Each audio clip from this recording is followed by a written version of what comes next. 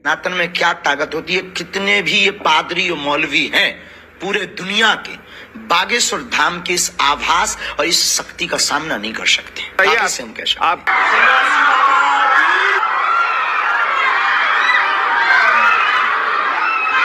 बिस्मिल्लाहिर्रहमानिर्रहीम, अस्सलाम वालेकुम दोस्तों। एक बार फिर से सोशल मीडिया पे धाम सरकार एक हिंदू पंडित का ट्रेंड चल रहा है।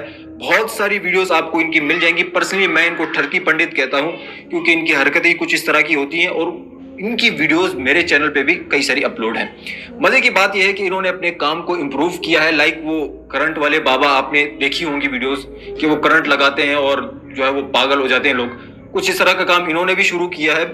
और कट्टर इस्लाम मुखालिफ तो ये पहले से ही थे।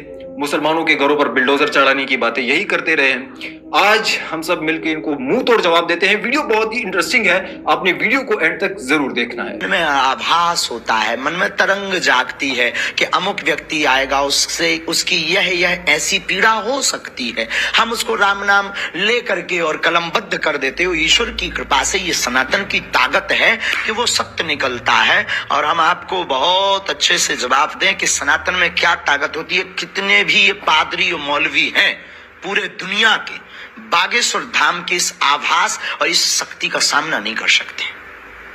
तो मुझे ये बताइए, आपके भारत में चादर चढ़ाना विश्वास श्रद्धा है, लेकिन भारत में अर्जी का नारियल बांधना अंधविश्वास है।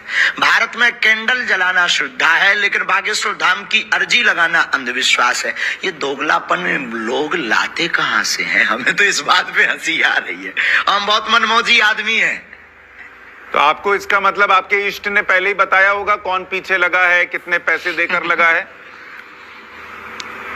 आभास बिल्कुल बिल्कुल। छतारी कथा 1.5 महीने 2 महीने पहले लगभग भाई साहब हुई होगी। हमारी तो पहली बार आपसे बात हो रही। कभी प्रत्यक्ष मिलना तो आप हमको, हम बहुत साधारण आदमी हैं भैया।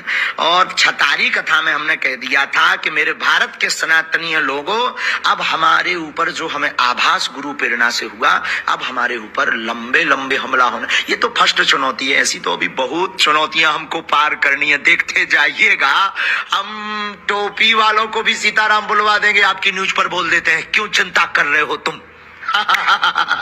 मैं जैन धर्म में, जैन सुनिएगा, बिल्कुल सेम क्वेश्चन है। और अधिकतर जो घर में जन्म लेते हैं उसी धर्म का पालन करते हैं। लेकिन मैं इंसानियत धर्म मानता हूं और तमाम धर्म की किताबों को पढ़ता हूं और तमाम लिखी हुई अच्छी बातों को मैं ज्ञान करता हूं। लेकिन एक बात आज जानना चाहता हूं कि आप यहाँ केवल, जैसा मुझे सुनने में और देखने में अभी पड़ रहा है, कि आप जो बात कह रहे हैं केवल इस्लाम धर्म की आखिरी बात, इस्लाम धर्म की सारी बातों को आप कबूल करवा रहे हैं और इस्लाम धर्म को सर्वोपरि मान रहे हैं। मैं भी मानूंगा अगर आप मेरी बात को, अभी ईसाई धर्म भी है, बौद्ध धर्म भी है, जैन धर्म भी है और सिख धर्म भी है, हिंदू धर्म भी है। और धर्म क्या है? धर्म तो मैं मानता हूं पानी का धर्म ठंडा है, सूर्य रोशनी देता है उसका धर्म है, चांद रोशनी देता है वो धर्म है, हवा का बहना वो धर्म है। ये संप्रदाय है या क्या है, या किसको मानना चाहिए, या जो लोग जहां मान रहे हैं वो अच्छी बात है, या हम नहीं मान रहे हैं तो उसमें हमारा क्या नुकसान है? इसको जरा तमाम बात, बहुत इंटरेस्टिंग है, पूरी वीडियो देखनी है आपने कि किस धर्म को मानने से और किस बात को मानने से मनुष्य का कल्याण हो सकता है। भाई साहब ने बहुत अच्छा सवाल पूछा है और बहुत अहम सवाल पूछा है। वो कहते हैं कि वो इंसानियत धर्म में मानते हैं, सारी मजहब किताब को पढ़ते हैं, लेकिन यहाँ देख रहे हैं कि जाकिर बाकी लोग का हवाला देखे, लेकिन इस्लाम कहते हैं कि इस्लाम फाइनल है, इस्लाम मेन है। आपने जैसा कहा इस्लाम मेन है। भाई साहब ये मैं नहीं कह रहा हूँ, ये वेद में लिखा है।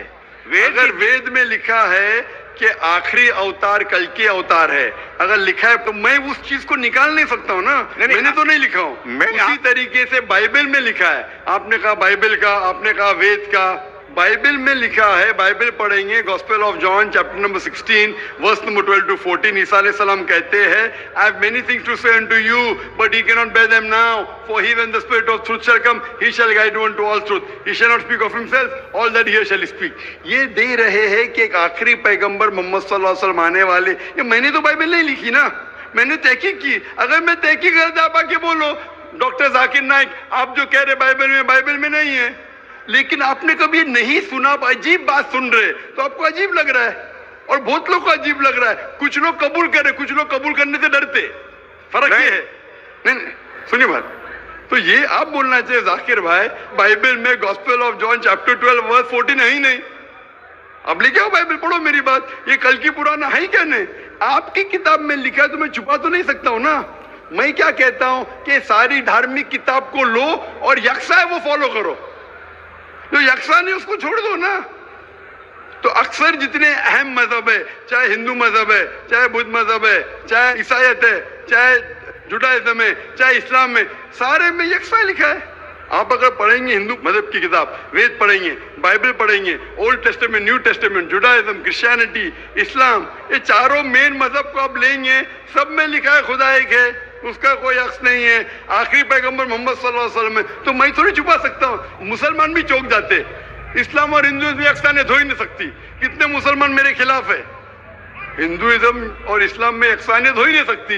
लेकिन जब खुदा फरमाते ताला इला कलिमतिन सवाइम बैना बैनकुम, आओ हम उस बात की तरफ जो यकसा है। मैं भाई साहब जितनी लंबी तकरीर में दे सकता हूँ हिंदू और इस्लाम मजहब में यकसानियत, उससे लंबी तकरीर दे सकता हूँ डिफरेंसेस के ऊपर, इख्तिलाफ पे।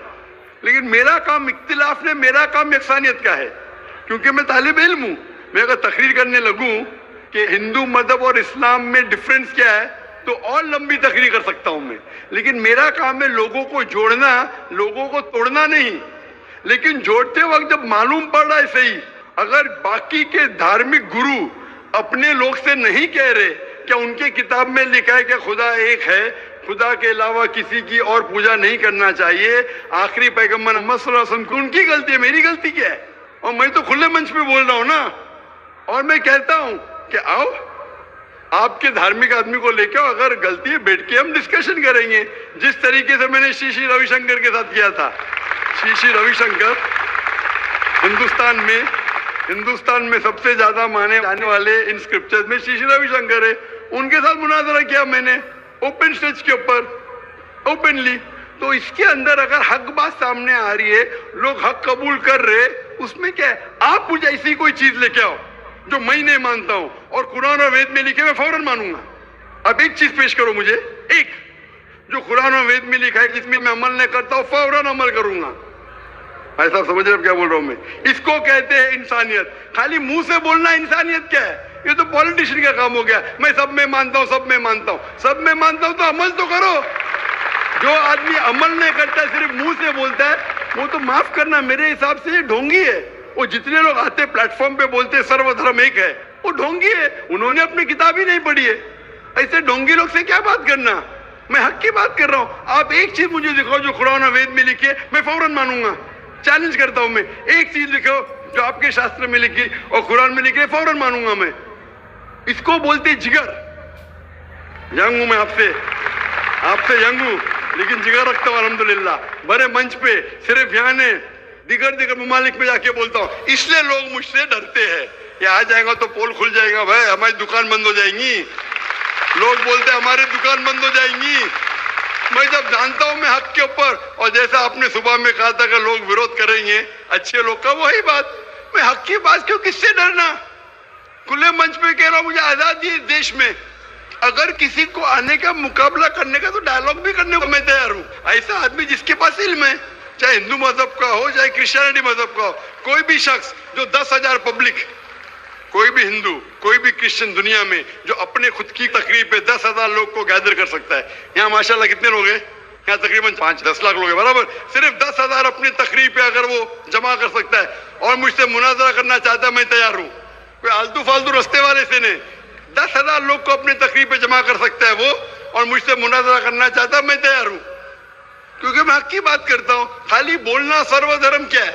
मैं सच्ची में लोग को एक करने चाहता हूँ, जो कुरान में लिखा है, जो वेद में लिखा है, जो बाइबल में लिखा है। तो जी हाँ दोस्तों, वीडियो आपने देखी। होपफुली आज की वीडियो आप लोगों को जरूर पसंद आई होगी। मजीद इसी तरह की वीडियोस देखने के लिए हमारे चैनल को जरूर सब्सक्राइब कर लें और बेल नोटिफिकेशन को ऑन करना बिल्कुल मत भूलिए। मिलते हैं एक और वीडियो में, तब तक के लिए दीजिए इजाजत। अल्लाह हाफिज।